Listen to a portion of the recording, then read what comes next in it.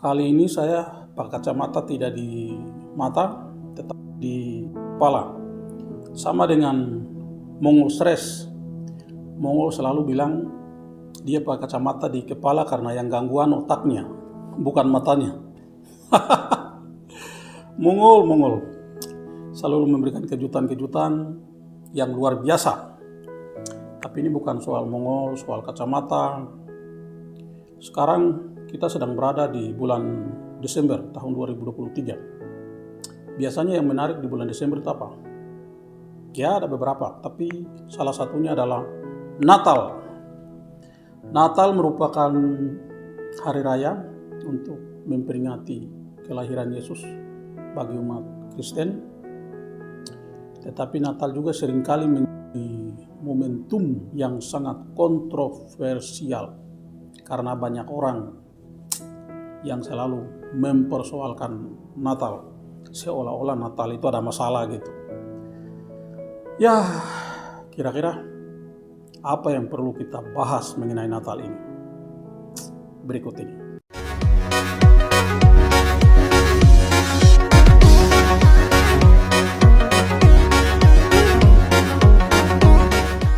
Dari catatan buku tua ini, kita sebut saja buku tua ya, ada beberapa hal penting yang perlu kita bicarakan, kita diskusikan, kita berbagi tentang Natal.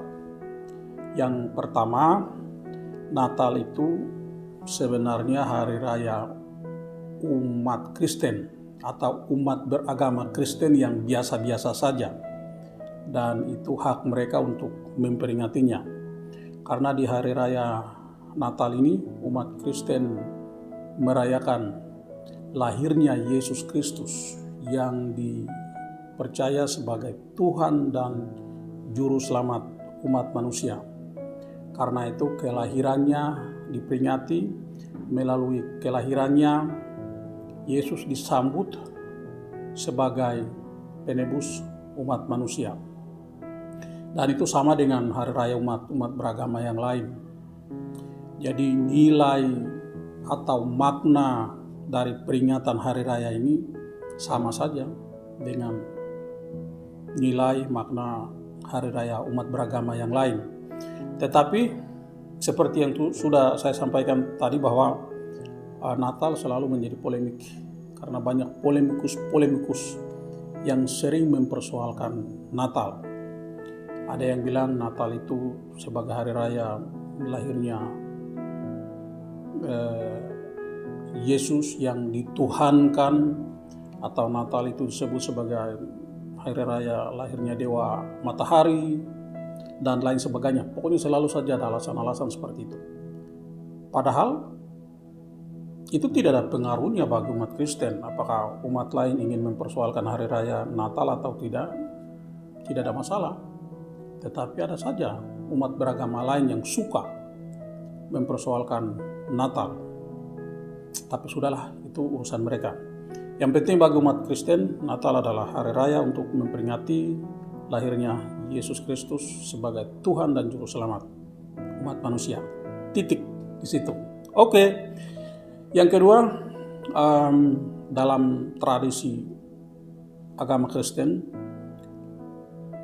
sebelum perayaan Natal selalu ada masa persiapan atau disebut masa Advent, masa penantian, masa persiapan untuk menyambut kedatangan Yesus Kristus yang lahir pada masa Natal.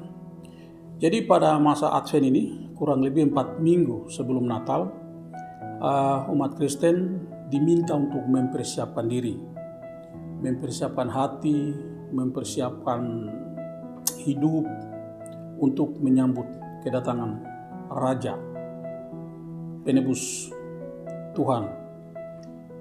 Karena kedatangan ini tidak semata-mata dimaknai sebagai sebuah kedatangan biasa, tetapi ini sebuah misi keselamatan yang diturunkan oleh Allah melalui Yesus untuk menyelamatkan umat manusia dari berbagai kesalahan dan dosa yang telah dilakukan selama ini. Karena itu di masa Advent, umat Kristen diminta untuk mempersiapkan diri dengan menyadari kesalahan-kesalahan, bertobat, mendekatkan diri kepada Allah sehingga kita menjadi orang-orang yang layak untuk menerima kedatangan Yesus Kristus. Karena itu di masa Advent sebenarnya tidak boleh ada perayaan Natal. Khususnya dalam agama Katolik itu sangat tegas bahwa pada masa Advent 4 minggu sebelum Natal tidak boleh dirayakan perayaan-perayaan Natal dalam bentuk apapun. Tetapi bagi saudara-saudara yang beragama Kristen Protestan, sepertinya hal itu tidak berlaku. Saya tidak tahu persis apakah ada aturan setegas Katolik atau tidak, tetapi biasanya sejak tanggal 1 Desember selalu saja ada perayaan-perayaan Natal. Misalnya perayaan Natal sekolah tertentu, perayaan Natal kaum pemuda, perayaan Natal kaum ibu, perayaan Natal paguyuban tertentu, perayaan Natal kantor tertentu, dan lain sebagainya. Sehingga Natalnya menjadi banyak. Natal-Natal kecil, saya biasa menyebutnya begitu, sebelum Natal besar. Dan terserahlah apakah itu dianggap baik sehingga ingin dilanjutkan atau tidak, tapi saya justru lebih berpendapat sebaiknya di masa Advent kita lebih fokus untuk menyiapkan diri, menyiapkan hati untuk menyambut kedatangan Yesus, sehingga seharusnya tidak boleh ada Natal-Natal kecil seperti itu. Kemudian yang ketiga, setiap kali menjelang Natal, khususnya di Indonesia ya, selalu saja ada polemik berkaitan dengan boleh atau tidak boleh mengucapkan selamat Natal. Dan biasanya itu diperdebatkan oleh mereka yang bukan beragama Kristen, baik Protestan maupun Katolik. Sebut saja kebanyakannya adalah saudara-saudara kita yang beragama Islam. Mereka selalu mempunyai dalil atau alasan teologis, alasan historis, dan lain sebagainya. Sehingga biasanya ada dua kubu. Satu kubu akan mendukung atau memperbolehkan mengucapkan selamat Natal, tetapi pada kubu lain yang biasanya melarang mengucapkan selamat Natal karena katanya itu mengurangi keimanan mereka. Tetapi umat Kristen sebagai pihak yang merayakan Natal tidak pernah mengemis, saya ulang ya, tidak pernah mengemis kepada siapapun, terutama yang beragama lain, untuk menyampaikan selamat Natal. Ibarat ketika kita merayakan ulang tahun, kita tidak pernah mengemis kepada orang lain untuk orang lain menyampaikan selamat ulang tahun kepada kita. Jadi menyampaikan selamat itu tergantung keinginan dari masing-masing orang. Karena penerima selamat tidak akan pernah memaksa orang untuk menyampaikan selamat kepadanya. Nah itu saudara, terutama kaum muslim yang selalu mempersoalkan ucapan selamat Natal kepada kami yang beragama Kristen, Katolik maupun Protestan, kami tidak memaksa. Kalau Anda memang ingin mengucapkan selamat Natal, silakan, monggo. Kalau Anda merasa tidak perlu menyampaikan selamat Natal, silakan, monggo. Kami biasa saja. Oke? Itu prinsip. Dan itu tidak akan pernah mengurangi makna dan mengurangi iman kami sebagai orang-orang yang beragama Kristen. Oke, yang keempat, kita tahu bahwa setiap kali ada ibadah atau perayaan Natal di Indonesia beberapa tahun terakhir ini selalu saja ada upaya pelarangan ke ibadah Natal, kemudian ada tindakan kekerasan yang dilakukan oleh orang-orang tertentu kepada umat Kristen yang merayakan Natal, misalnya dengan melakukan persekusi. Kemudian kita juga tahu beberapa kali sering terjadi bom atau pemboman di gereja-gereja yang dilakukan oleh orang-orang tertentu yang sering disebut sebagai teroris. Tetapi teroris ini biasanya dari agama tertentu, katakanlah agama X, Kalau saya sebut agamanya nanti dibilang agamanya dituduh sebagai teroris ya. Karena itu ya sudahlah, kita sebut saja dari agama X. Dan hal ini terus menerus berulang. Jadi seolah-olah Natal itu menjadi semacam sebuah perayaan atau aktivitas yang menakutkan bagi orang-orang tertentu di Indonesia, sehingga harus dilarang, harus dilakukan tindakan kekerasan, bahkan sampai harus dilakukan pemboman. Yang lebih aneh lagi, bomnya bom bunuh diri, karena katanya dengan melakukan bom bunuh diri di tempat ibadahnya orang lain, maka itu ibarat jalan tol menuju surga. Jadi begitu meninggal langsung sudah sampai di surga. Ya kurang lebih begitu.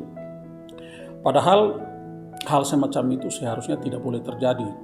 Kita di Indonesia, apapun agama kita, ketika saudara-saudara kita merayakan perayaan agama mereka, harus kita hargai, harus kita hormati. Bahkan kita harus mendukung supaya mereka bisa melaksanakan kegiatan keagamaan, perayaannya dengan baik, dengan damai, dengan tenang. Sehingga yang kelima, saudara-saudara semua, yang harus kita lakukan, kita perkuat, dan kita terus lestarikan adalah toleransi antar umat beragama atau toleransi antar agama. Kita tahu agama itu secara etimologis itu artinya tidak kacau atau teratur atau damai. Karena itu kalau kita menjadi orang-orang yang beragama, maka kita adalah orang-orang yang seharusnya tidak kacau, orang-orang yang hidupnya teratur, dan orang-orang yang harus damai. Jadi kita teratur tidak hanya dengan diri kita sendiri, tetapi kita teratur dengan orang lain, kita hidup teratur dengan alam semesta, kita juga hidup teratur dengan Tuhan. Sehingga bagi saya agak tidak masuk akal kalau orang yang mengklaim diri sebagai orang beragama, tetapi kemudian mereka adalah orang-orang yang memproduksi kekerasan, memproduksi segala tindakan-tindakan yang bertentangan dengan kedamaian dan keteraturan hidup. Karena itu, soal agama apa yang benar, soal siapa yang nanti masuk surga dan neraka, soal bagaimana orang menilai diri kita berkaitan dengan hidup beragama, itu hak dan wewenang Tuhan. Sehingga saya selalu mengatakan jangan ada orang yang menjadi atau mengklaim diri sebagai panitia hari kiamat, seolah-olah masuk surga atau masuk neraka itu ditentukan oleh mereka, sehingga mereka kemudian membuat kapling-kapling. Kalau agama ini masuk neraka, kalau agama ini agama surgawi misalnya, dan lain sebagainya. Jadi hidup yang indah salah satunya adalah hidup bertoleransi. Karena dengan bertoleransi kita saling memahami, tetapi juga kita saling mendukung antar perbedaan-perbedaan apapun, termasuk dalam hal perbedaan agama. Karena itu, marilah kita menciptakan hidup yang toleran, hidup yang penuh damai, hidup yang penuh dengan kebahagiaan, sehingga kita menjadi orang-orang yang layak hidup baik dan benar di dunia. Dengan begitu kita juga bisa menjadi orang-orang yang bisa hidup layak dan hidup benar, hidup baik di akhirat nanti. Oke, saya menyampaikan atau memohon ya kepada saudara-saudara kami yang bukan agama Kristen, mohon dukung kami dalam persiapan dan pelaksanaan Natal tahun ini. Dan kepada saudara-saudara Kristen, Katolik maupun Protestan, saya mau menyampaikan selamat menjalankan ibadat Advent atau persiapan Advent ini dengan baik. Siapkanlah hati, siapkan diri untuk menyambut kedatangan Yesus sebagai Tuhan dan Juru Selamat kita. Dan nanti pada tanggal 24-25 selamat merayakan Natal. Semoga Immanuel, Tuhan beserta kita sekalian.